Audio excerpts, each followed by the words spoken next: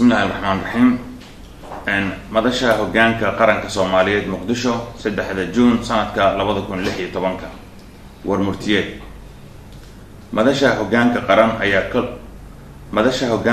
أيا كلان كويالتي مقالة مقدشو لغسو بلاو 29 بشي ماي إلا 3 جون 2016 كلانكا أو شرق الدومينة مدحوينها جمهورية الفدرالية الصومالية مدني حسن شيخ محمود أيا وحا كسو قيب قلي قدوميها بارلمانكا فدرالكا مدني محمد عثمان جواري رئيس الوزراء حكومة فدرالكا مدني عمر عبد الرشيد علي شرماركي رئيس الوزراء كحيجانكا حكومة فدرالكا مدني محمد عمر عركي مدحوينها بونتلاند مدني عبد الولي محمد علي قاس مدحوينها جوبلاند مدني أحمد محمد إسلام مدحوينها كونفور قلبيت مدني شريف حسن شيخ آدن مدحوينها قلمدوك مدني عبد الكريم حسين قوليت qodobada ka soo baxay shirkaasi ay yeesheen madaxda hoggaanka qaran waa kuwan soo socda.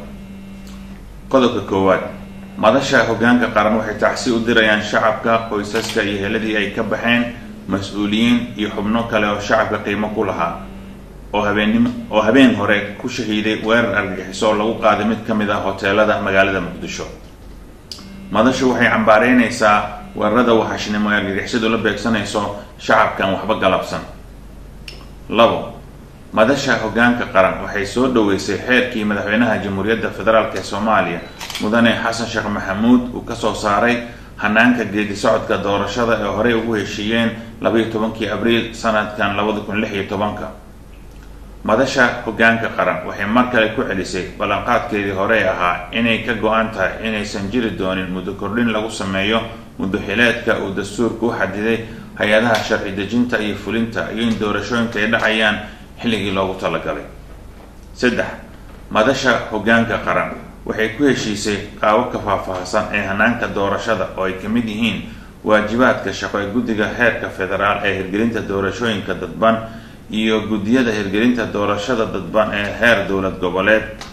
guddiga xalinta khilaafaadka ee doorashada waxaa looga hadlayaa fadhiga soo socda ee madaxda hoggaanka qaran oo 20 bisha Juun ka dhacaya magaalada Baydhabo. madaxdu waxay mar kale ku celisay inay ka go'an tahay xaqiijinta ka qaybgalka siyaasadeed ee haweenka iyo matalaadooda. sidoo kale madaxdu waxay isku raacday in la qaado tallaabooyin dheeraad ah oo kor loogu qaadayo ka qaybgalka haweenka iyo matalaadooda. madaxdu waxay soo dhaweynaysaa magacaabidda oo madaxweynaha jamhuuriyadda u magacaabay guddi heer qaran oo u ololeeya taabagelinta iyo xaqiijinta in la gaaro qoondada loo xadiday haweenka Soomaaliyeed. 5. madaxda hoggaanka qaran waxay si guud isugu raacday in la sameeyo qariidad tub siyaasadeed oo qeexan oo 2016 ilaa 2020 ah si loo xaqiijiyo gaaritaanka doorashooyin leh halbeeg caalami ah qof iyo cod oo dhaca marka la gaaro sanadka 2020. madaxda hoggaanka qaran waxay ku heshiisay in si dhaqso loo dhiso guddiga hirgelinta doorashooyinka dadban ee heer federaal iyo guddiyada doorashooyinkaasi dadban ee heer dowlad goboleed iyadoo la raacayo in xubnaha guddiyadaasi lasoo magacaabo ugu dambeyn 6 Juun sanadkan 2016 shaqadooduna bilaabanto 10 bisha Juun sanadkan 2016. guddiga fududeynta iyo hirgelinta doorashooyinka heer federaal wuxuu u xilsaarnaan doonaa dejinta qorshe hirgelin oo faahfaahsan iyo jadwalka doorashada iyo inuu ku dhawaaqo taariikhda ay dhacayaan doorashooyinka sanadka 2016. guddiyada hirgelinta doorashooyinka heer dowlad goboleed waxay u xilsaarnaan doonaan fulinta dhammaan howlaha doorashooyinka heer dowlad goboleed. markay guddiga heerka federaal ee hirgelinta doorashooyinka dadban ay ku dhawaaqaan natiijada kama dambaysta ee liiska 275 xildhibaan waxaa kama dambeynta saxiixaya madaxweynaha Jamhuuriyadda Federaalka isaga oo ku soo saaraya faafinta rasmiga ah. 8. madaxdu waxay isku raacdeen xubnaha ergada dooranaya halka xildhibaan aqalka hoose ay noqdaan 51 xubnood halka markii hore ay ka ahayd 50 xubnood. 9. iyadoo laga duulayo heshiiskii horey loo gaaray ee ahaa in doorashada xildhibaanada qaran ay ka dhacdo xarumaha dowlad goboleedyada dalka ka jira ayaa madaxda hogaamiyaasha qaranka si guud ugu heshiisay qaybinta xildhibaanada sida ku cad shaxda qaybinta xildhibaanada iyadoo saldhig looga dhigayo labadan qodob. qaybinta xildhibaanadan waa qaybin ku eg doorashada 2016 keliya.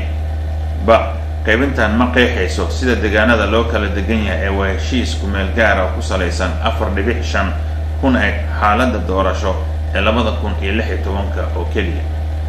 10 madashu waxay si qoto dheer u dul istaagtay liiska odayaasha 135 waxayna dood dheer kadib isla garteen dhamaystirka liiska madambaysta ah lagu go'aansado shirka madasha ee lagu qaban doono bishan Juun 20keeda magaalada Baydhabo sanadkan 2016.